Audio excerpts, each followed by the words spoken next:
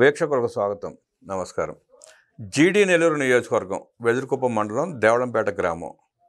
అక్కడ అంబేద్కర్ విగ్రహాన్ని వైఎస్ఆర్ కాంగ్రెస్ పార్టీనే తగలబెట్టి నీచ రాజకీయాన్ని చేసే ప్రయత్నం చేశారు. వాళ్ళకు వంతుపాటుతో మాజీ మంత్రి నారాయణ స్వామి కూడా నిన్నంతా హడావుడి చేశాడు. పోలీసులు ఇన్వెస్టిగేషన్ చేస్తే దొరికింది ఏంటంటే ఆ వైఎస్ఆర్ కాంగ్రెస్ పార్టీ నాయకులే వాళ్ళ స్వార్థం కోసం తగలబెట్టించారన్న సత్యం బయటపడింది. వైఎస్ఆర్ కాంగ్రెస్ పార్టీ అధినేత జగన్మోహన్ రెడ్డి దగ్గర నుంచి గ్రామ స్థాయి కార్యకర్త వరకు వాళ్ళు ఎంత నీచ మనసుతో నీచంగా ప్రవర్తిస్తూ ఆఖరికి అంబేద్కర్ గారిని కూడా రాజకీయం కోసం వాడుకుని ఆయన విగ్రహాన్ని కూడా తగలబెట్టించే నీచ స్థాయికి దిగజారారో అర్థమవుతుంది. ఆ ఘటనను వివరించడానికి మనతో పాటు ఉన్నారు ప్రముఖ రాజకీయ విశ్లేషకులు శ్రీ భరత్ రెడ్డి గారు. వారిని అడిగి ఆ సంఘటన పూర్వపరాలు జరగబోయే పరిణామాలు అడిగి తెలుసుకునే ప్రయత్నం చేద్దాం. నమస్తే సార్. నమస్తే. జీడీ నెల్లూరులో ఆ నియోజకవర్గంలో అంబేద్కర్ గారి విగ్రహాన్ని వాళ్ళ స్వార్థం కోసం తగలబెట్టించి ఎలా నీచ రాజకీయం చేసే ప్రయత్నం చేస్తున్నారో మనం చూస్తున్నాం. ఆ జగన్మోహన్ రెడ్డి దండుపాలెం బ్యాచ్ చేసే నీచ రాజకీయాలని ఎట్లా చూస్తారు, ఎట్లా విశ్లేషిస్తారు? జగన్మోహన్ రెడ్డికి సంబంధించి మనం ఒకసారి గమనించినట్టయితే పైనుంచి కింది స్థాయి వరకు ఒక డైరెక్షన్స్ వెళ్తున్నట్టుగా కనిపిస్తుంది. ఏదో ఒక గందరగోళం చేయాలి, ఏదో ఒక శాంతి భద్రతలకు సంబంధించిన సమస్యను మనం గతంలో చూడడం కూడా జరిగింది.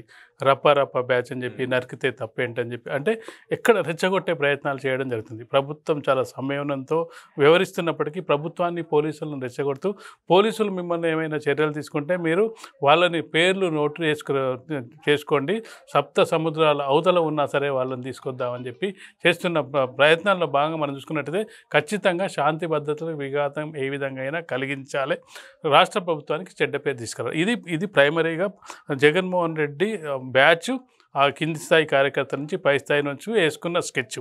గత 6 నెలల కాలం నుంచి ఇదే కార్యక్రమంలో నిమగ్నమై ఉన్నారు. వాళ్ళు ఏదైనా కార్యక్రమాలకు వెళ్ళినా, మీటింగ్లకు వెళ్ళినా, ఎక్కడ ఏదైనా నీకు శాంతి భద్రతలకు సమస్యకు సంబంధించి ఒక 500 మందితో వెళ్ళమంటే 5,000 మందితో వెళ్ళడం, కాన్వాయ్ని తీసుకెళ్ళడం, ఇవన్నీ జరుగుతున్న సంఘటనల నేపథ్యంలో జగన్మోహన్ రెడ్డి డైరెక్షన్స్ ప్రకారం ఏదో ఒక గందరగోళం సృష్టించాలి. గతంలో చూసుకున్నట్టయితే దేవాలయాలు వారికి సంబంధించిన ఇవి కూడా జరిగింది, దేవాలయాలను ఇది చేయడం అవన్నీ కూడా. కానీ ఇప్పుడు ఏం చేశారంటే ఒక సెన్సిటివ్ ఇష్యూని తీసుకున్నట్టయితే హిందువులకు సంబంధించిన దేవాలయాలు అంటే పెద్దగా స్పందించే దాఖలాలు కొంత తక్కువగా ఉంటున్నాయి వాళ్ళు. కానీ అలాంటి సందర్భంలో చూసుకున్నట్టయితే ఇది అంబేద్కర్ విగ్రహాన్ని కనుక మనం ముట్టుకున్నట్టయితే ఇది ఖచ్చితంగా కూడా సెంటిమెంట్ వ్యవహారం అవుతుంది. ఇది దేశవ్యాప్తంగా రాష్ట్ర వ్యాప్తంగా చర్చనీయాంశం అయిందని చెప్పి అంబేద్కర్ విగ్రహాన్ని అక్కడ సెలెక్ట్ చేసుకున్నట్టుగా కనిపిస్తుంది. వాళ్ళు చెప్పింది ఏంది, ఇది ప్రభుత్వ ఆయాంలో ప్రభుత్వం శాంతి భద్రతలు పోలీసు వ్యవస్థ సరిగా లేకపోవడం వల్ల అంబేద్కర్ విగ్రహం ధ్వంసమైంది, ఇది ప్రభుత్వ వైఫల్యం అని చూపెట్టే ప్రయత్నం చేసింది. దానికి తగ్గట్టుగానే స్కెచ్ రెడీ అయ్యింది. కానీ పోలీస్ ఇన్వెస్టిగేషన్లో తేలింది ఏంటంటే అది అక్కడ వైసీపీ నాయకులకు సంబంధించిన కార్యకర్త అక్కడ ఒక షాప్ పెట్టుకున్నారు, షాపు అడ్డంగా ఉంది, దాన్ని తొలగించే కార్యక్రమంలో ప్రభుత్వం తీసుకున్న నిర్ణయాల్లో భాగంగా దాన్ని తీసుకెళ్ళడం జరిగింది. అది తీసేయడంతో అక్కడ వైసీపీ కార్యకర్త అక్కడ ఉన్న మాజీ సర్పంచ్ని పట్టుకొని దాంతోపాటు మాజీ మంత్రి నారాయణ స్వామి ద్వారా హల్చల్ చేసి దాన్ని మొత్తానికైతే ఒక విధంగా అంబేద్కర్ విగ్రహాన్ని ప్రభుత్వ ఆయంలో కూలగొట్టిరు, ప్రభుత్వం శాంతి భద్రతలకు సరిగా వివరించట్లేదని చెప్పే ప్రయత్నంలో భాగంగా చేసినప్పటికీ చివరికి ఏంటంటే అది బూమరాంగ్ అయి వాళ్ళే తగిలినట్టుగా కనిపిస్తుంది. ఇప్పుడు ఏం సమాధానం చెప్తారో చూడాలి. ఎందుకంటే అంబేద్కర్ విగ్రహానికి సంబంధించిన ఆన్సర్ చేయాల్సిన అవసరం అయితే వాళ్ళపైన ఉందని చెప్పి. గతంలో కూడా 2 సార్లు అంబేద్కర్ విగ్రహాలను ఇలాగే ధ్వంసం చేసే ప్రయత్నం చేస్తే పోలీసులు పట్టుకున్నారు. అయినా బుద్ధి రాకుండా వాళ్ళు వ్యవహరిస్తున్న తీరుని ఎట్లా చూస్తారు సార్? ఖచ్చితంగా వాళ్ళకు ఒకటే టార్గెట్. ఎందుకంటే ప్రజా సమస్యల్ని మంచి చేసి ముందుకు రావడం, ప్రజల వీధులకు రావడం ఒక ఎత్తు అయితే, చెడు మార్గాల ద్వారా ప్రజల వద్దకు వెళ్ళడం అంటే ప్రజల దృష్టిలో ఎప్పుడు ఆకర్షించబడుతూ ఉండడం అనేది వైసీపీకి ఒక నాయకులకు కానీ కార్యకర్తలు కానీ ఒక దిశానిర్దేశం జగన్మోహన్ రెడ్డి చేస్తున్నట్టుగా కనిపిస్తుంది. ఏదో విధంగా ప్రజల మధ్యలో ఉండాలి. ఏ విధంగా ఉంటాం, మనం గ్రాఫ్ను పెంచుకొని ప్రజా సమస్యల్ని పరిష్కరిస్తూ ప్రజల సమస్యల్ని ముందుకు తీసుకెళ్తూ వెళ్ళడం ద్వారా ఆ గ్రాఫ్ పెంచుకోవడం అనేది వైసీపీకి చేతగాని పనిగా కనిపిస్తుంది.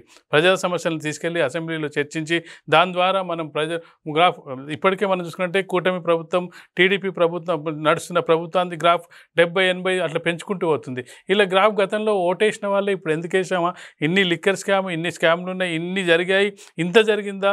ఎందుకంటే లిక్కర్ స్కామ్ వల్ల ఢిల్లీ రాష్ట్ర ప్రభుత్వం కూలిపోవడం జరిగింది, తెలంగాణలో అబాస్ పాలవడం జరిగింది. అప్పటికి ఇక్కడ లిక్కర్ స్కామ్ ఉందనే విషయం కూడా ఎవరికి తెలియదు. ఆంధ్రప్రదేశ్ ప్రభుత్వంలో లిక్కర్ స్కామ్ జరిగిందని కూడా తెలియదు.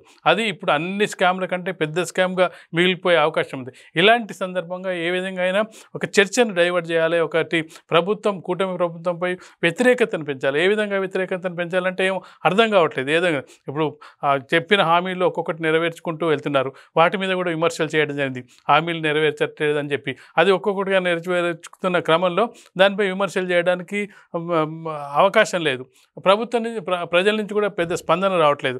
ఇక మంచి చేస్తే మనకు లాభం లేదు, ఏదో విధంగా రచ్చ చేయడం ద్వారా మనం ప్రజల దృష్టిని ఆకర్షించాలి. మన గ్రాఫ్ను మంచితో పెంచుకునే అవకాశమే లేదు, చెడుతోనైనా పెంచుకునే అవకాశం ఉంది. ఎందుకంటే జగన్మోహన్ రెడ్డి 11 నెలలు జైల్లో ఉండి రావడం జరిగింది. ఆ సందర్భంలో తను అన్నది ఏంటంటే, నాకు ఒక అవకాశం ఇవ్వండి, అవకాశం ఇస్తే నేను ఏవో చేస్తా అని చెప్పడం జరిగింది. కానీ అవకాశం ప్రజలు ఇచ్చారు. ఇప్పుడు ఏమని అడగాలి జగన్మోహన్ రెడ్డి? ప్రజల దగ్గరికి వెళ్ళి ఒకటి కూటమి ప్రభుత్వం విఫలమైందని చెప్పి అడుగుదామంటే అక్కడ విఫలమైనట్టుగా ఏం కనిపించట్లేదు.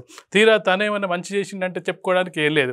ఏదో విధంగా శాంతి భద్రతలు, ముఖ్యంగా జగన్మోహన్ రెడ్డి ప్రభుత్వానికి ఇప్పుడు పార్టీకి ఇబ్బంది కలుగుతున్న అంశం ఏంటంటే, కూటమి ప్రభుత్వం ఏర్పడగానే ఒకటి పోలవరం పూర్తి చేయాలి, రాజధాని నగరాన్ని పూర్తి చేయాలి, దాంతోపాటు పరిశ్రమలను తీసుకురావాలి. జగన్మోహన్ రెడ్డి ప్రభుత్వ హయాంలో వచ్చిన పరిశ్రమలన్నీ వెనక్కి వెళ్ళడం జరిగింది. ఆ పరిశ్రమలు ఒక్కొక్కటిగా వస్తున్న సందర్భంలో పరిశ్రమలు కనుక వచ్చినట్టయితే నిరుద్యోగులకు ఉద్యోగ అవకాశాలు పెరుగుతాయి, రాష్ట్రం అభివృద్ధి దశలో పయనిస్తుంది. ఈ సందర్భంగా మళ్ళీ నేను ఈ 11 సీట్లు కూడా వచ్చే అవకాశం ఉంటుందో లేదో ఏదో విధంగా రచ్చ చేయాలనే కార్యక్రమం ఈ అంబేద్కర్ విగ్రహాల ధ్వంసం అని మనం అనుకోవచ్చు. కూటమి పాలన చేసిన అభివృద్ధి కార్యక్రమాలను విమర్శించే దారి కనపడక తన అసమర్థ పాలనలో దోపిడీలు బయటపడుతున్న సందర్భంలో ఏం చేయాలో పాలుపోక అంబేద్కర్ విగ్రహాన్ని ధ్వంసం చేస్తే ప్రజల దృష్టి మరలి ఆ అంబేద్కర్ వాదుల ద్వారా నిరసన కార్యక్రమాలు చేపట్టి రాష్ట్రంలో అల్లకొల్లలు సృష్టించే ప్రయత్నం చేసిన జగన్ రెడ్డి దుష్ట రాజకీయాన్ని పసిగట్టి పోలీసులు ఛేదించి ఆ వైఎస్ఆర్ కాంగ్రెస్ పార్టీ నాయకులు కార్యకర్తలే చేశారంటూ నిరూపించిన పరిస్థితుల్లో అంబేద్కర్ వాదులు, ప్రజాస్వామ్యవాదులు, రాష్ట్ర ప్రజలు జగన్మోహన్ రెడ్డి నీచ రాజకీయాన్ని గుర్తించి కట్టడి చేసి బుద్ధి చెప్పాల్సిన పరిస్థితి ప్రజలకు ఉందంటూ విశ్లేషించిన భరత్ రెడ్డి గారికి ధన్యవాదాలు తెలియజేస్తూ నమస్కారం.